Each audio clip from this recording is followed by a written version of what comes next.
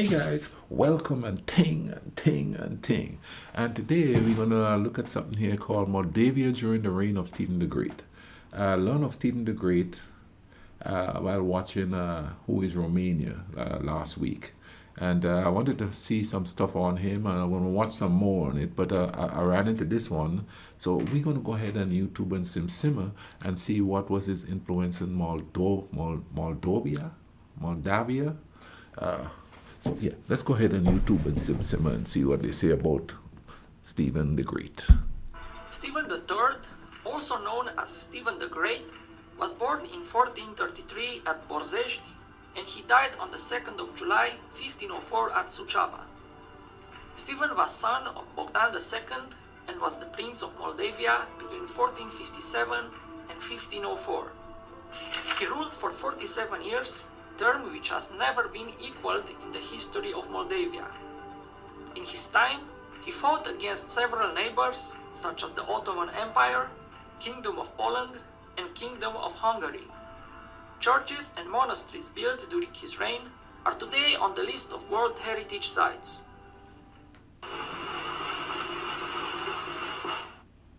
After his father, Bogdan II, was killed by Peter Aron, Stephen arrives with his army, aided by Vlad the Impaler, Prince of Wallachia. After defeating Peter Aron at Doljești on the 12th of April and on the 14th of April 1457 at Orbic, he goes to Suceava at a place that is called Dreptății Plain near the fortress. He asks those present if they want him to be their ruler. Assembly headed by Metropolitan Bishop Teoctist, nobles, townsmen, soldiers and all the country announced Stephen as ruler of Moldavia. In April 1459, Stephen recognized the Polish king as suzerain and left the city of Hotin to him. He promised to personally worship the king when he comes in the border region. The oath was confirmed on the 2nd of March 1462 when the Metropolitan Bishop and nobles swore separately obedience to Poland, causing Hungarian King Matthias Corvinus to consider Stephen as treacherous. In June 1462, Stephen took advantage of the Ottoman offensive started against Wallachia and the Kingdom of Hungary and unsuccessfully besieged on the 22nd of June the Hungarian garrison of Chilia, stationed there after the Hungarian-Moldavian Agreement of 1448 between John Hunyadi and Peter II. The failure of the siege was followed by a failure in the military confrontation on the borders of Wallachia. Only in January 1465, Stephen managed to occupy Chilia with the help of the city townsmen, who were rewarded with privileges. Relations with the Hungarian king worsened around 1467. Contender to the throne, Peter Aron, was housed for several years in Hungary. King Matthias' position against Stephen was unchanged, claiming obedience from the Moldavian prince.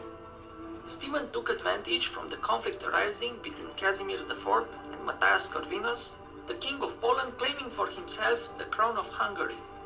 In 1467, Stephen supported the uprising of Transylvanian Saxons and nobility against King Matthias.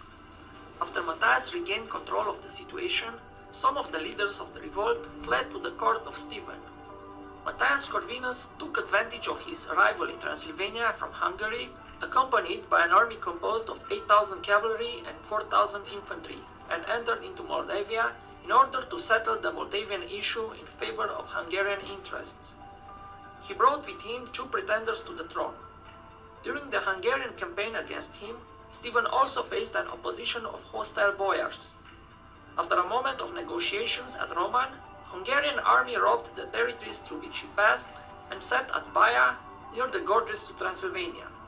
On the night of 14th to the 15th of December 1467, between the Moldavian army led by Stephen the Great and the army of the Kingdom of Hungary led by Matthias Corvinus, took place the Battle of Baia. When dusk was approaching, Stephen sent smaller detachments that set the town on fire from 3 different places. Thereafter, noise and confusion set in. Stephen ordered his men to dismount, and soon after they launched their attack and fight until dawn. Descriptions of the battle say that the fire made the night equally light as the day, and that many Hungarians were consumed by the flames. The two armies started to slaughter each other at the gates of the city. Then the fighting continued onto the streets with such an anger that nothing could be seen as much horrible than this. The Moldavians got the upper hand of the battle and launched another attack against the royal guard, which consisted of 200 heavily armed knights, the aristocrats and Corvinas. Many Moldavians were killed in the confusion that followed, as Batory and the rest of the knights tried to defend the entrance to the market. Corvinus was wounded by 3 arrows in the back and had to be carried from the battlefield on a stretcher to avoid him falling into the... You know, it's crazy that these countries have been there all this while, and we have like successfully put a dark curtain over them so nobody pays attention to them, especially when they play such an important role in European history. We don't learn enough about those places, you know. Moldavia,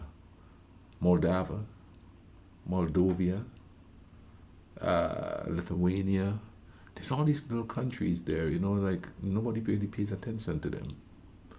And maybe it's because of all the so-called communist reign that happened there, you know what I mean?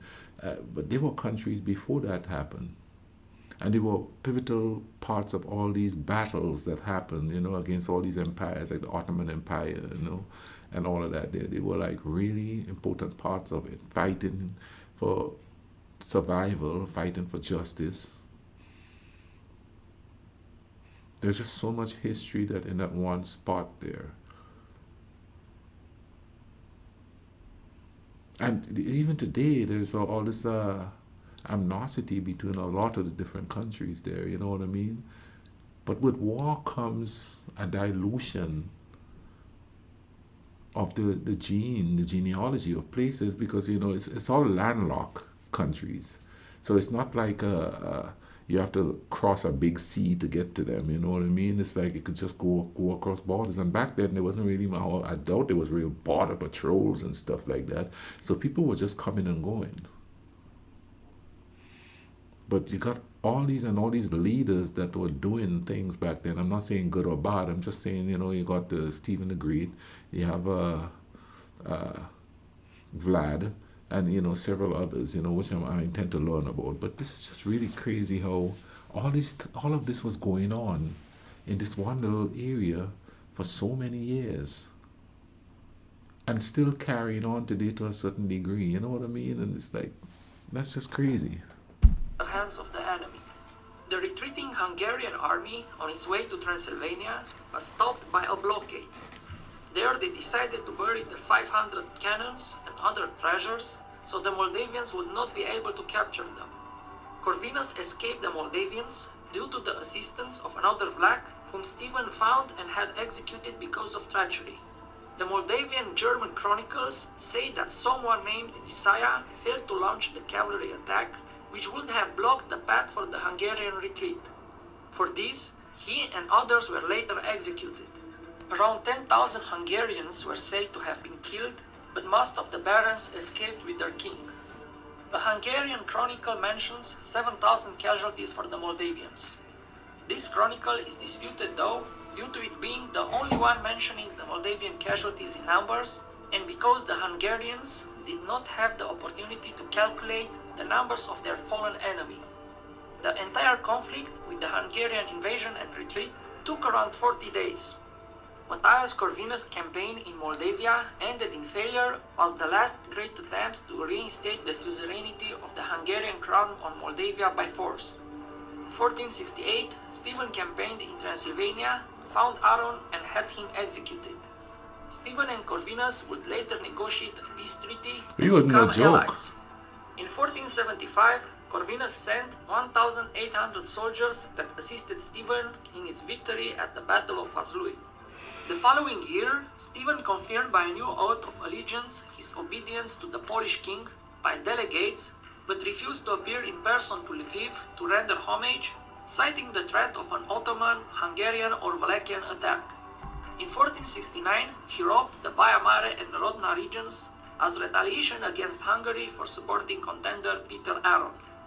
The first conflict with Wallachia took place in 1462, When taking advantage of the fact that Vlad the Impaler was at war with the Turks, Stephen attacked the fortress of Kilia. The siege of the city failed, and Stephen was wounded by an arrow in the leg, a wound that will cause gangrene around his death. Stephen conquered Kilia and Cetate Alba in 1465.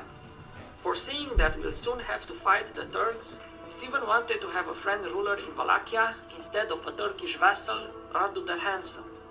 1470, Stephen began hostilities, attacking Yalomica and Brăila. The Turks sent in response the Tatars to Moldavia, but Stephen defeated them at Lipnik on the Dniester. After other clashes, Radu the Handsome fled to the Turks. In November 1473, Stephen managed to put his ally, Laiută Basarab, as a ruler. But after 2 years, Laiută Basarab betrays him. Of the 47-year reign, Stephen had war with the Turks within 10 years, 1474 to 1484, and after 1484, he permanently lost Kilia and Cetate Alba cities and returned to pay tribute. Mehmed II did not want to leave unpunished mixture of Stephen the Great in the affairs of Wallachia. Therefore, in the winter of 1474, he sent Suleiman Pasha to Moldavia with 120,000 people with a mission to subdue the ruler and his army and to destroy them. That's a lot of people. Stephen organized his camp in front of Vaslui in a place called Podul Înalt.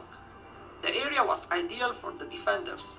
The valley was a semi-oval surrounded on all sides by hills covered by forest. Inside the valley, the terrain was marshy, which restricted troop movement. Suleiman had full confidence in his troops and made few efforts to scout the area. On the 10th of January, on a dark and misty Tuesday morning, the battle began.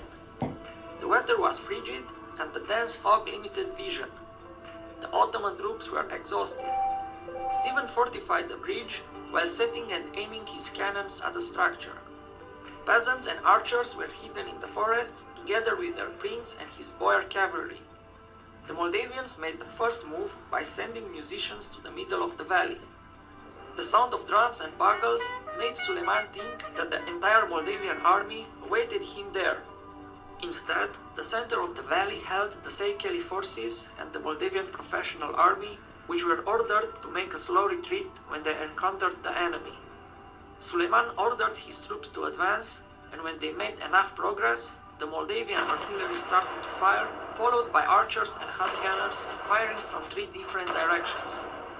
The Moldavian light cavalry then helped to lure the Ottoman troops into the valley by making hit-and-run attacks. Ottoman cavalry tried to cross the wooden bridge, causing it to collapse. Those Ottoman soldiers who had managed to survive the attacks from the artillery and the archers, and who did not get caught in the marshes, had to confront the Moldavian army together with the Seychelles soldiers further up the valley. The 5,000 Seychelles soldiers were successful in repelling the 7,000 Ottoman infantrymen. Suleiman tried to reinforce his offensive, not knowing what had happened in the valley, but then Stephen, with the full support of his boyars, ordered a major attack. All his troops, together with peasants and heavy cavalry, attacked from all sides. Simultaneously, Moldavian buglers, concealed behind Ottoman lines, started to sound their bugles, and in great confusion, some Ottoman units changed direction to face the sound. When the Moldavian army hit, Suleiman lost control of his army. He desperately tried to regain control, but was later forced to signal a retreat. The battle lasted for 4 days, with the last 3 days seeing the fleeing Ottoman army being pursued by the Moldavian light cavalry and the 2,000-strong Polish cavalry until they reached the town of Oblucița, now Isaccea in Romania, in Dobrua. Stephen inflicted a decisive defeat on the Ottomans, described as the greatest ever secured by the cross against Islam, with casualties, according to Venetian and Polish records, reaching beyond 40,000 on the Ottoman side. In the following year, Mehmed invaded the country with an army of 150,000, which was joined by 10,000 Wallachians under Laiută and 30,000 Tatars under Menli Girai. The Tatars, who called for a holy war, attacked with their cavalry from the north and started to pillage the country. The Moldavians took chase after them and routed and killed most of them. In July 1476, after killing 30,000 Ottomans, Stephen was defeated at the Battle of Valea Albă. However, the Ottomans were unsuccessful in their siege of the Suceava citadel and the Neamt fortress, while Laiota was forced to retreat back to Wallachia when Vlad and Stephen Bathory, voivode of Transylvania, gave chase with an army of 30,000. Stephen assembled his army and invaded Wallachia from the north, while Vlad and Bathory invaded from the west. Laiota fled, and in November, Vlad the Impaler was installed on the Wallachian throne. He received 200 loyal knights from Stephen to serve as his loyal bodyguards, but his army remained small. When Laiota returned, Vlad the Impaler went to battle and was killed by the Janissaries near Bucharest in December 1476. Laiota again occupied the Wallachian throne, which urged Stephen to make another return to Wallachia and dethrone Laiota for the fifth and last time, while Țepeluș was established as ruler of the country. In 1484, the Ottomans under Bayezid II managed to conquer Chilia and Cetate Albă and incorporate them into their empire under the name of Bujac, leaving Moldavia a landlocked principality for many years to come. After 1489, Stephen's relations with Poland have worsened because of the Moldavian prince's obedience to the King of Hungary. Polish King John Albert hasn't dropped the plans to return Moldavia under his obedience. In 1494, he planned the replacement of Stephen with Sigismund, the younger brother of the King of Poland.